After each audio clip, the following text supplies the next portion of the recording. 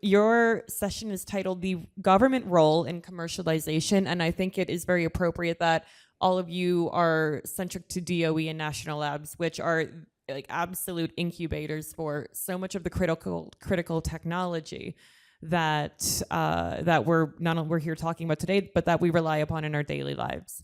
So let's go over it. How are we doing in terms of scaling up some of the quantum information infrastructure that we're so desperate to wrangle into submission?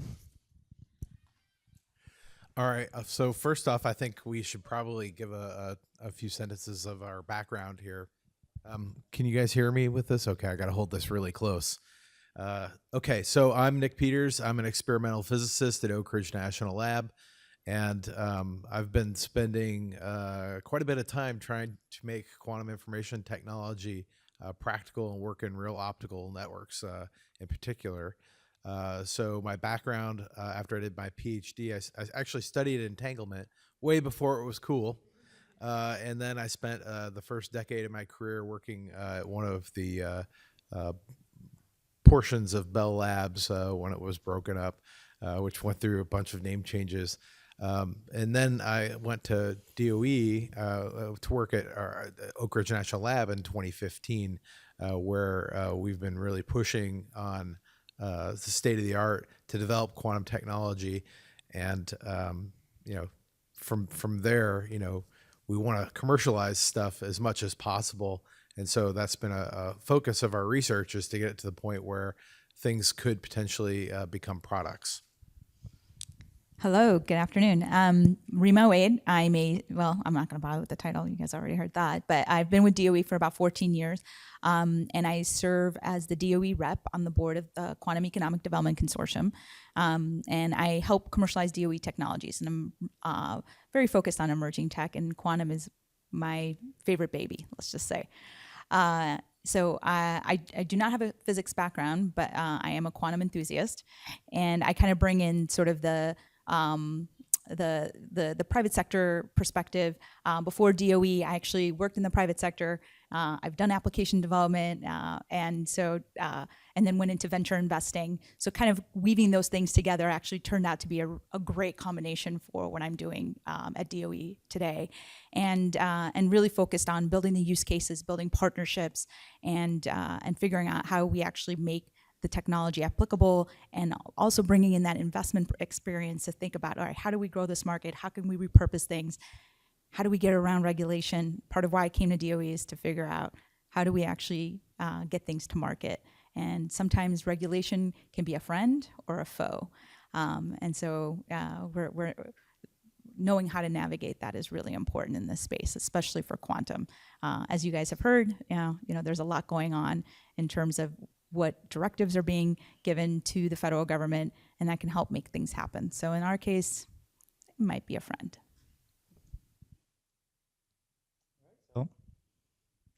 So I'm Julian Martinez. I'm a scientist at Brookhaven National Lab. I'm atomic physicist, quantum optics, experimental physicist by training. I work a lot in the entanglement as well. Back in school and during my postdoc, I was demonstrating quantum entanglement for atomic clocks, interferometers, and showed their advantage.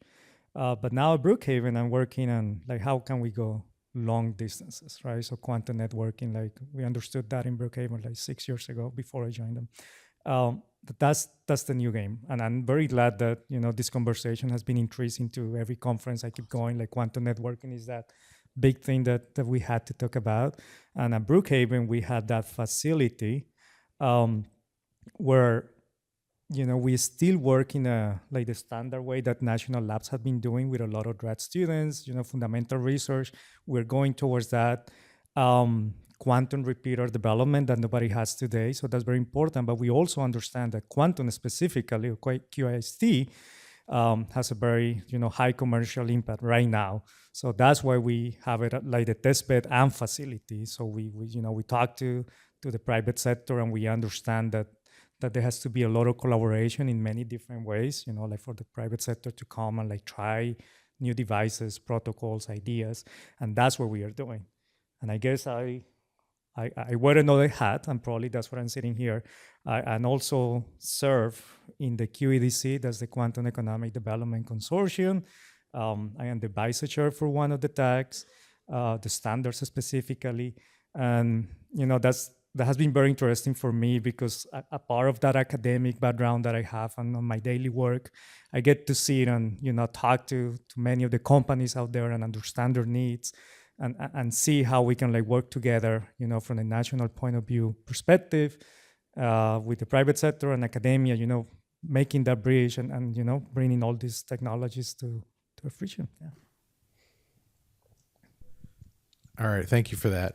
So Rima, from your perspective, sitting in headquarters at DOE, what are some of the projects that you think are most likely to, or I guess what are some of the projects you're excited about that could potentially be commercialized at DOE, some of the technologies that are being developed? Yeah, it's interesting. A lot of people assume that quantum is something that is way out there, but as many of us know, there's different types of quantum technologies and they're at different stages.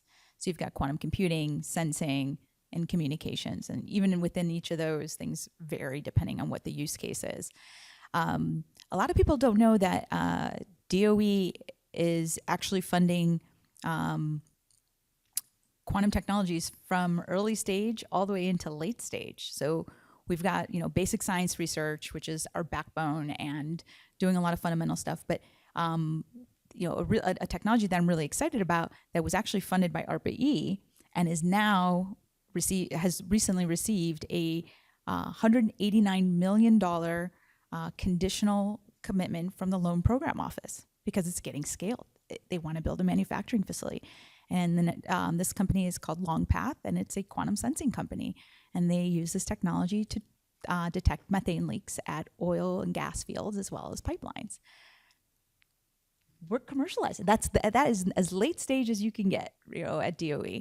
And so, that's something that we're really excited about because that's getting scaled.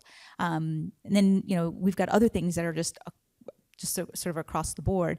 But quantum sensing, I think, is really exciting. But then also quantum computing, we're looking at developing algorithms. And I think there might be some opportunities there, but we still have to build those algorithms. And I'm not going to mention one of them because I think you're going to mention it. So I'll leave that one off. I think you know what I'm talking about. Okay. And then there's also, as we're doing some of this basic science research, we're also developing tools to enable the use of quantum computing and quantum sensing and networking. And so another technology that we're helping commercialize is this quantum instrumentation control kit that was developed in collaboration. I believe it was developed at Fermilab. Oak Ridge is also engaged in this activity.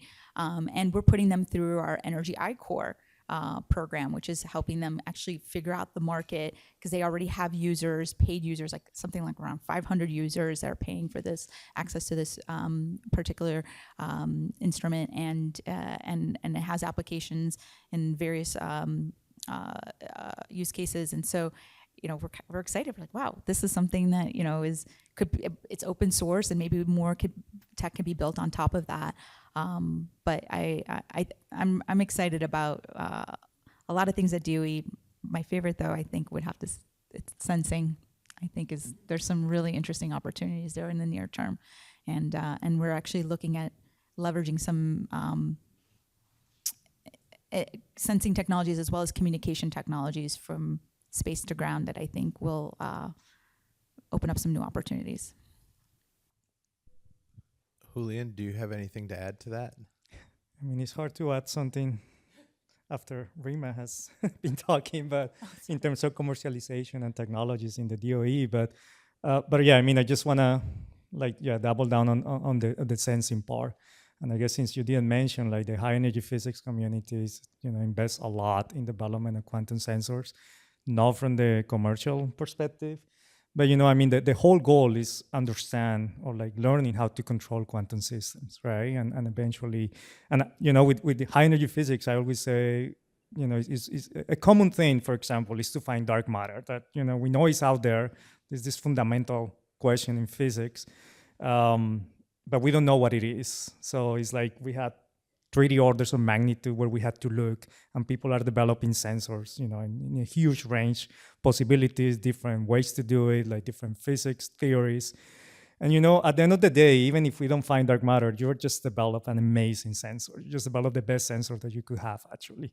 And eventually that's gonna, keep progressing and developing that technology and learning how to use quantum. And actually the high energy physics office recently has been introducing the QEDC like part of it, or like the office of it, and like focusing on how these technologies will improve, and it's expanded. I think it started a lot with like superconducting technologies, but realizing that atoms also they're very important. We have noticed today all these neutral atoms and ion-based computing has a lot of potential. So I think DOE is also starting to invest that way. Yeah. Thank you for that. So people may not be aware the Department of Energy has various offices that are engaged in different parts of the fundamental research, from the Office of Science to the applied program offices. And so, for example, that's where we've been doing work in quantum cybersecurity. There's also a big push and a special project, I think that's one that Rima was alluding to, called GridQ. And the idea there is to investigate the possibility of using quantum technology for grid applications. So we have been doing work for a number of years, and we even had a collaborative project with BNL a while back where we were looking into quantum approaches for cybersecurity, mainly quantum key distribution, but there are other things that you can do as well. So with that background, I wanted to ask, how do people engage with the national labs and even learn about the technologies that are available for commercialization? And how do they go about licensing some IP that's been developed at the national lab? So a great place to start would be the Lab Partnering Service. It's a website. You can search it for it on Google, and it should pop right up. And it is essentially a window into the labs, and it provides descriptions of the various type of projects that are being done, the IP that's been developed, what is available for licensing. And it also introduces the researchers. So it actually gives you names and faces that you could put together, which is phenomenal. Now, there could be lag in terms of, what technology might be available for licensing. And so establishing relationships with the lab researchers that are working in areas that are of interest to you is really important. And our office, also serves as a front door, so we can help facilitate some of those introductions. So if there's something that you really want to work on, that there's experts at the lab that are interested, come talk to us, my office, and we're happy to also help facilitate making those connections. And then sometimes we can also make additional connections that weren't so obvious based on looking at the Lab Partnering Service. But that's a great place to look. And we have a lot of success stories there too. I think one of them that I wanted to mention, which I thought you were going to talk about, is the licensing of the QRNG card. And that was something that was developed at Los Alamos, and I believe Oak Ridge had a role there as well. And it was licensed to a company called Crypt, and so that's another great success story. So it gives you also then publicity, right? If you end up licensing something from the DOE, DOE labs, then your success story is out there, and that also helps give you some credibility based on the technology that you are licensing. I guess you want to talk. Should I talk a little bit more about some of the other agreements that we can have? Yeah, and I think it's also helpful for you to know that there's different mechanisms for partnering with the labs. So, the labs have technology that they like to commercialize, and we do have something called a technology commercialization fund at the DOE, and that's run through my office. So if a lab has something that they want to bring to the market, they can go through that process. I mentioned Energy I-Core. that's where, you know, a lab researcher tries to actually build the market and maybe do some of that groundwork. So that's a little more earlier stage, I would say, and to understand, is there a would there be any market receptivity to this particular product? Is there a product, essentially, is the assessment that you do in that process. But Technology Commercialization Fund is actually, you know, partnering with folks that will actually take this tech, this product to market, and it helps facilitate that. And then there's other types of agreements that we have available at the DOE, and you can actually work on them directly with the labs, and they're called CRADAs. They're cooperative research agreements. And that's where, you know, and they come in different flavors. I think there are opportunities where, you know, the DOE might put in some money as well as the research, the private entity, or the private entity does it. The labs can also be hired at a fee for service. And so there are special types of contracts. SPP is the Strategic Partnership. I forget what the other P stands for. Program, is it? That's another avenue. And then there's ACT, which is, shoot, the acronyms escape me. We talk in acronyms so much. Activity, no, never mind. It's very similar to SPP, but I think the flavors of the contracts differ in terms of who's taking on more risk in terms of, you know, the work that's being done. So just there's like different risk tolerances for different types of engagement, and these contracts lay those things out. So and then there's SBIR, right? You know, everybody loves SBIR, and STTRs, which is more emerging tech, and DOE has many types of SBIRs throughout the agency. But what's interesting about SBIR, especially for quantum, is that don't assume that that if you want an SBIR, that it has to explicitly call out quantum. This company, Longpath, that got the ARPA-E grant and then now is getting this loan program potentially, commitment of $189 million, they didn't apply to something that called for a quantum sensor. They applied for a sensing technology. They applied to something that was trying to solve a problem. If quantum happens to solve that problem, it's fair game.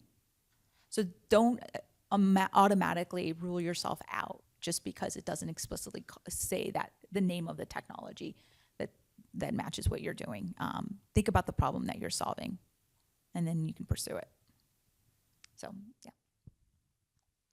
Well, again, I guess Rima mentioned all the ones I know, and a couple that I didn't know. I assume that was my question, that's why. I'm sorry. But it's fair enough. I guess what I could add, you know, I was mentioning in my case, no, I mean, I'm very happy to be next to him, of course. But in our quantum network facility, right? And I just want to touch on that last point that you made, right? Quantum technologies is still, you know, a good boundary between R&D and like technology, right? Like development. And it's, when we talk about facility, it's more like a test bed, right? So there has to be a lot of collaboration. There are some DOE facilities where you literally just go and use the device and you're gone, you know, you're done, and you don't need any even help on like using the device sometimes. But this has to be a very collaborative effort, right? So at least what we do at BNL in that sense, we do a one-to-one cases, right? So if you're from a company, you just have to come talk to us. And then it depends on what we want to look into, right? Do you just want to use our fiber network, right? Our 160 miles of fiber. Or you want to test some device, right? Or you want to test some protocol that you have. Or you want to work together, right? And let's try to develop a new protocol or try something like that. Or actually you want to do something more research-like. So depending on what you want to do, that's what we had to discuss, right? And then it's all one-on-one, because quantum is not to a point, or like quantum networking is not to a point that is a user-defined service, right? Like I mentioned, we don't have a quantum repeater yet. So there is a lot of work and development that has to be done. And in that sense, we had to work together. So based on your needs and our needs, we see what kind of path we had to follow from all the ones that Rima mentioned. Yeah.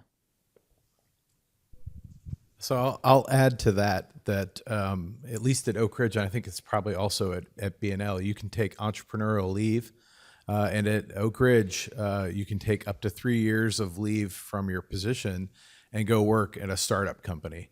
And a lot of the people who do that are taking their own technology and they're trying to bring it to market.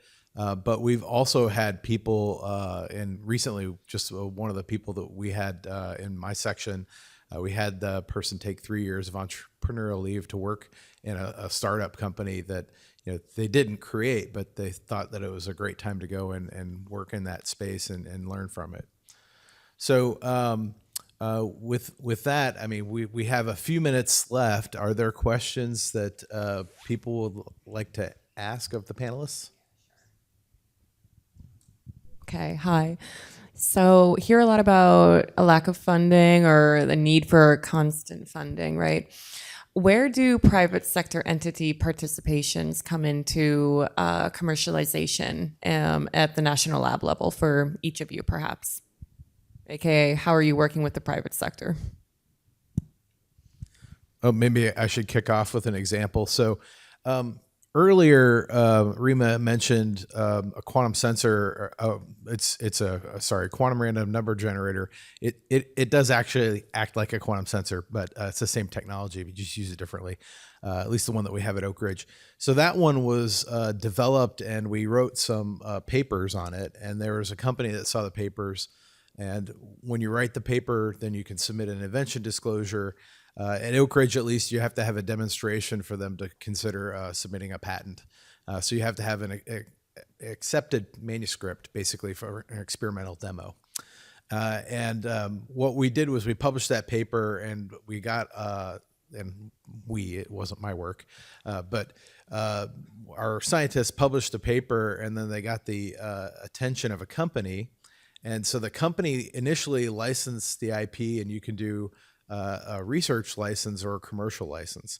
And so if you're going to go out and use the IP to generate products that you sell or license, then you would go for a commercial license, and you can get that as an exclusive license just for your company. And so in addition to that, you can add a CRADA to a license and fund research to push that technology further down the path towards what's useful for you and your company. Yeah. So I can say that our office has engaged with companies that have interests in all the areas that I had laid out, right? And so, sometimes companies are really good at establishing the relationships directly with the labs, and we are very happy when they do that. And again, the lab partnering service can facilitate that. But where I'm getting more interaction with companies is where they have something in mind that they want to work on, but they need third-party validation that this technology works, or they need to develop it deeper, and they need expertise to assist them with that. And so they'll sometimes come to our office because they don't know exactly who might be interested if it's not very clear on some of these public information areas that we have. And so we could, because we have relationships with the labs, we can actually do the matchmaking. So we do some matchmaking in that respect. So, we'll have calls with folks and understand what do they want to do. And then, based on our understanding, and who we know, we can connect them, and then they can take it from there. But the agreements themselves, they're not with headquarters, they're with the actual labs. But another way that we engage with private industry is in collaborative efforts. So one of them that we're involved in right now includes a collaboration with DOD. We're also talking to some folks at NASA about doing demonstrations in space, and companies that are interested in that have expressed interest. So some of the collaboration there includes companies like Accenture, who's here today, another company called Nebula that's putting together actually hardening the technology so that it is space secure, and then Inflection, which is doing quantum sensing, and they're already doing stuff in space, so they were just a very natural fit as well. So sometimes there are these collaborations that where we can bring on additional parties because there's information exchange, and it just helps facilitate, make things move faster, based on activities that they're doing with either DOE or DOD or NASA, and we're just sort of helping connect the dots to make things move a little faster and bring our expertise with the national labs to the table. So we're hoping that there'll be more of that in the future. Maybe I could add. Yeah, the infrastructure that we had in national labs is very valuable to startups, right? There's so many coming out these days in terms of quantum, right? And that's the companies can build whatever infrastructure they need to test their devices. So that's when we can come into the game, right? And sometimes there cannot be much like cash flow one way or the other, but that's the whole point, right? Like we work together to build the technology and move forward. Yeah.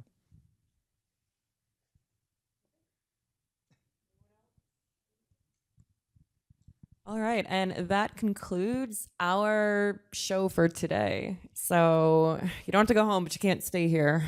Thank you very much to our final panel for a really engaging discussion. I'm a huge fan of the Department of Energy, so give it up for them, everyone. They did great.